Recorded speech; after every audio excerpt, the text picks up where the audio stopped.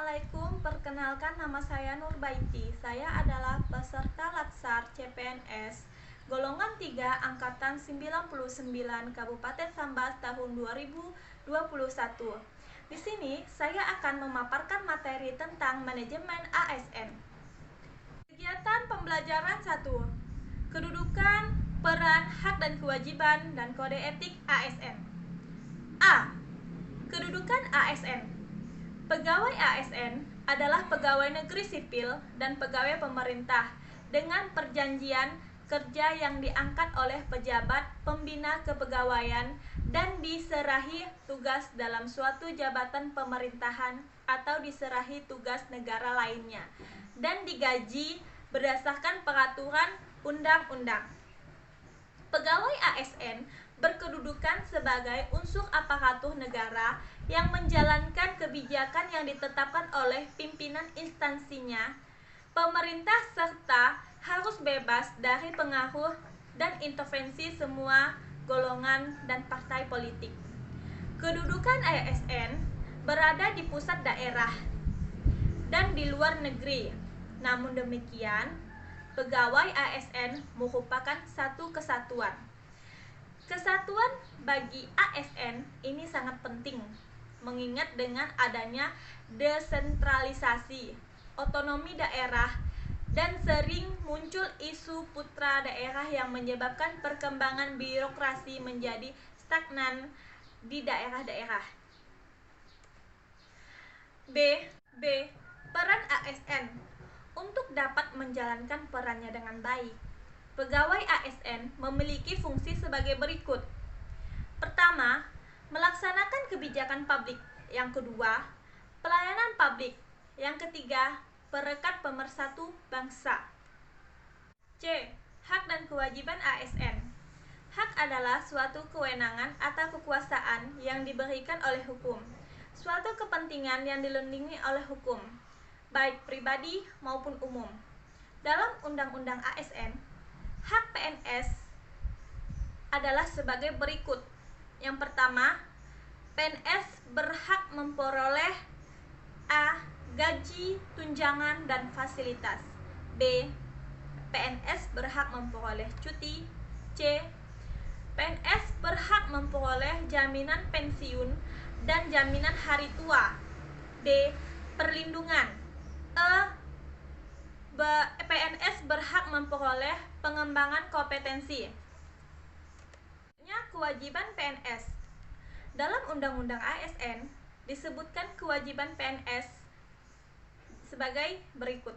Yang pertama, setia dan taat pada Pancasila, Undang-Undang Dasar Negara Republik Indonesia tahun 1945. Yang B, menjaga kesatuan dan persatuan bangsa. Yang C, melaksanakan kebijakan yang dirumuskan pejabat pemerintah yang berwenang. D, menaati ketentuan peraturan perundang-undangan. E, melaksanakan tugas kedinasan dengan penuh pengabdian, kejujuran, kesadaran, dan tanggung jawab. F, menunjukkan integritas dan keteladanan dalam sikap, perilaku, ucapan, dan tindakan kepada setiap orang, baik di dalam maupun di luar kedinasan. H, bersedia ditempatkan di seluruh wilayah Negara Kesatuan Republik Indonesia. D. Kode etik dan kode perilaku ASN. Kode etik dan kode perilaku ASN berisi pengaturan perilaku agar pegawai ASN A. melaksanakan tugasnya dengan jujur, bertanggung jawab, dan berintegrasi tinggi. B. Melaksanakan tugasnya dengan cermat dan disiplin. C. Melaksanakan dengan sikap hormat, santun, dan tanpa tekanan. D. Melaksanakan tugasnya sesuai dengan ketentuan peraturan perundang-undangan. E. Melaksanakan tugasnya sesuai dengan perintah atasan atau pejabat yang berwenang sejauh tidak bertentangan dengan ketentuan peraturan perundang-undangan dan etika pemerintahan. F. Menjaga kerahasiaan yang menyangkut kebijakan negara. G. Menggunakan kekayaan dan barang milik negara secara bertanggung jawab, efektif, dan efisien, menjaga agar tidak terjadi konflik, kepentingan dalam melaksanakan tugasnya. I. Memberikan informasi secara benar dan tidak menyesatkan kepada pihak lain yang memerlukan informasi terkait kepentingan kedinasan. J.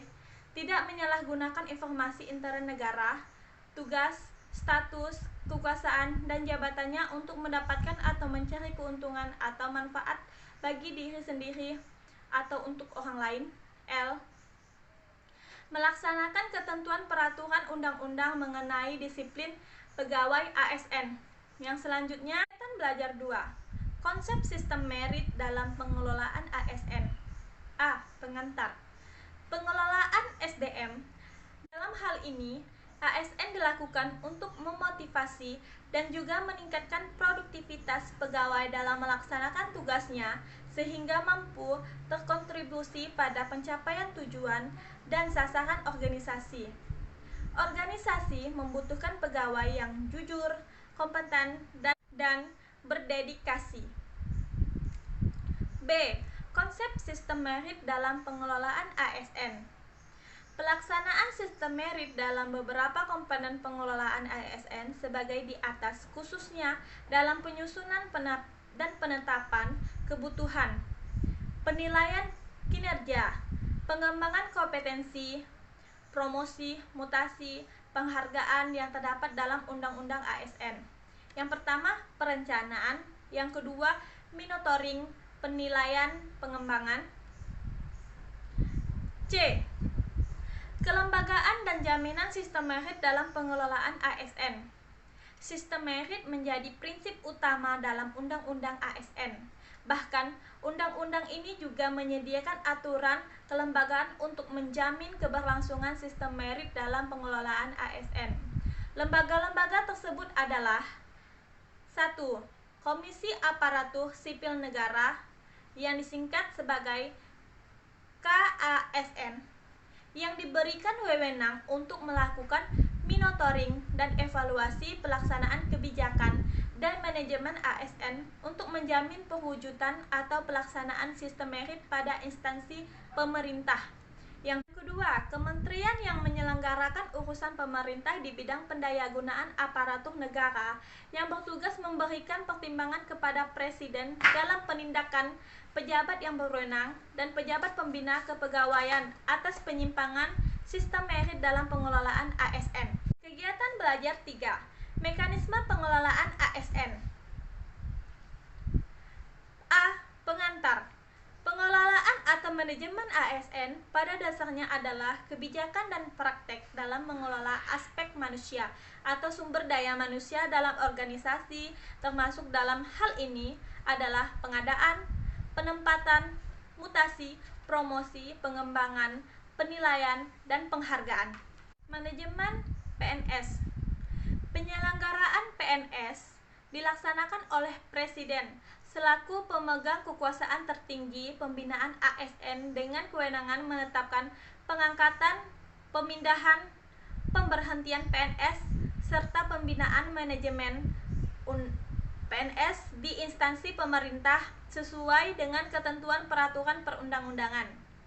Ruang lingkup manajemen PNS meliputi penyusunan dan penetapan kebutuhan, pengadaan pangkat dan jabatan, pengembangan karir, pola karir, promosi, mutasi, penilaian kerja, pengajian dan tunjangan, penghargaan, disiplin, pemberhentian, jaminan pensiun dan hari tua, dan perlindungan. C. Pengelolaan jabatan pimpinan tinggi. Yang pertama, pengisian jabatan pimpinan tinggi. Yang kedua, pengisian JPT di instansi pusat.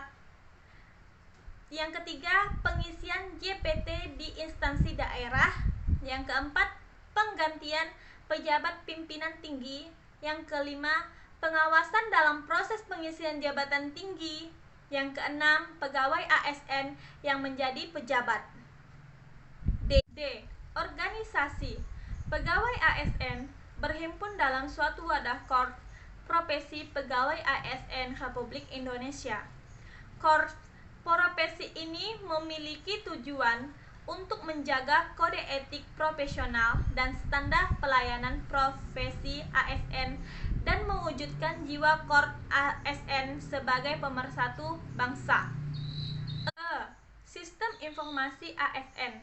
Sistem informasi ASN adalah rangkaian informasi dan data mengenai pegawai ASN yang disusun secara sistematis, menyeluruh, dan terintegrasi dengan berbasis teknologi.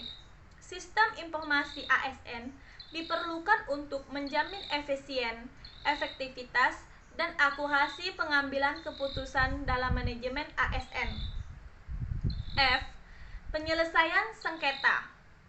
Sengketa pegawai ASN diselesaikan melalui upaya administratif yang terdiri dari keberatan dan banding administratif. Keberatan diajukan secara tertulis dengan memuat alasan keberatan kepada atasan pejabat yang berwenang menghukum dan tembusannya yang disampaikan kepada pejabat yang berwenang menghukum. Sekian pemaparan dari saya tentang materi manajemen ASN. Apabila ada salah kata, salah ucapan, maka saya mohon maaf sebesar-besarnya. Wassalamualaikum warahmatullahi wabarakatuh.